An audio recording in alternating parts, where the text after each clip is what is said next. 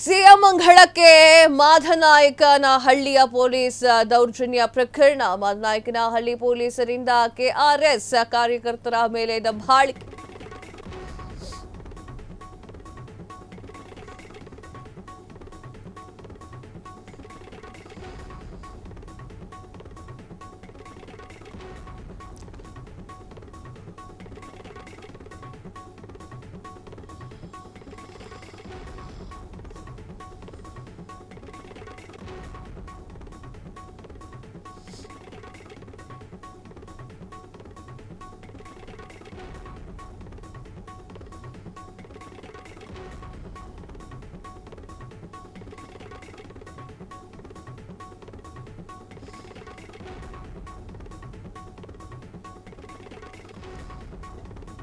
CM ಅಂಗಳಕ್ಕೆ Madanayakanahalli police ದೌರ್ಜನ್ಯ ಪ್ರಕರಣ. ಮಾದನಾಯಕನಹಳ್ಳಿ ಪೊಲೀಸರಿಂದ ಕೆಆರ್ಎಸ್ ಕಾರ್ಯಕರ್ತರ ಮೇಲೆ ದಬ್ಬಾಳಿಕೆ. ಅಟ್ಟಹಾಸ ಮೆರೆದಿದ್ದಂತಹ ಮಾದನಾಯಕನಹಳ್ಳಿ ಇನ್ಸ್ಪೆಕ್ಟರ್ ಮುರಳೀಧರ್ ಈ ಸಂಬಂಧ ಖುದ್ದಾಗಿ ಸಿಎಂಗೆ ದೂರನ್ನ ಕೊಟ್ಟಿರುವಂತಹ ಕೆಆರ್ಎಸ್ ಕಾರ್ಯಕರ್ತ. ಕೆಆರ್ಎಸ್ ಪಕ್ಷದ ಬೆಳಗಾವಿ ಜಿಲ್ಲಾ ಮುಖಂಡರ ಸಿಎಂಗೆ ಮನವಿ ಪತ್ರ ಪರಿಶೀಲಿಸಿ ಸೂಕ್ತ ಕ್ರಮವನ್ನ ಕೈಗೊಳ್ಳಿ ಅಂತ ಹೇಳಿ ಸಿದ್ದರಾಮಯ್ಯ ಅವರು ಹೇಳಿದ್ದಾರೆ. ಸಿದ್ದರಾಮಯ್ಯ ಅವರು ಭರವಸೆಯನ್ನು ಕೂಡ ನೀಡಿರುವಂತದ್ದು.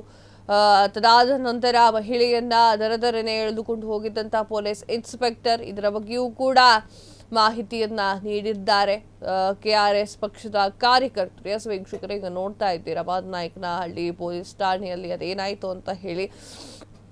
ಇನ್ಸ್ಪೆಕ್ಟರ್ ವಿರುದ್ಧವಾಗಿ ಮಾಡ್ತಾ ಇದ್ದಂತಹ ವಿಡಿಯೋ ಆಗಿತ್ತು.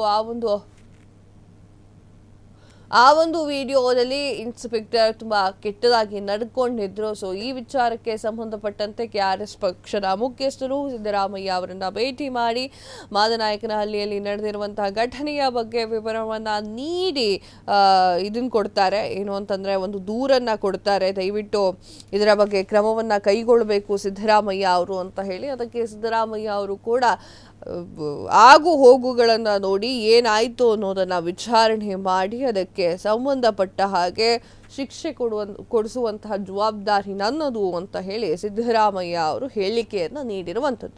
ಸಿಎಂ ಅಂಗಳದಲ್ಲಿಯೇ ಮಾದನಾಯಕನಹಳ್ಳಿ ದೌರ್ಜನ್ಯ ಪ್ರಕರಣ ಬಂದಿದೆ.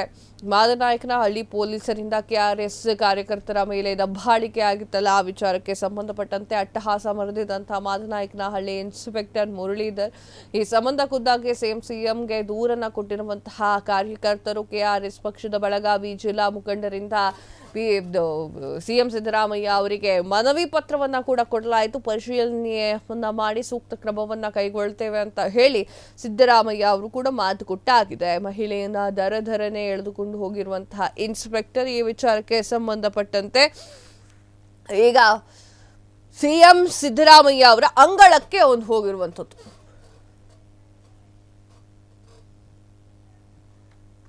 ಕ್ಷಣ ಕ್ಷಣದ ಸುದ್ದಿಗಳಿಗಾಗಿ ಫ್ರೀಡಂ ಟಿವಿ ಸಬ್ಸ್ಕ್ರೈಬ್ ಮಾಡಿ, ಲೈಕ್ ಮಾಡಿ ಹಾಗೂ ಫಾಲೋ ಮಾಡಿ.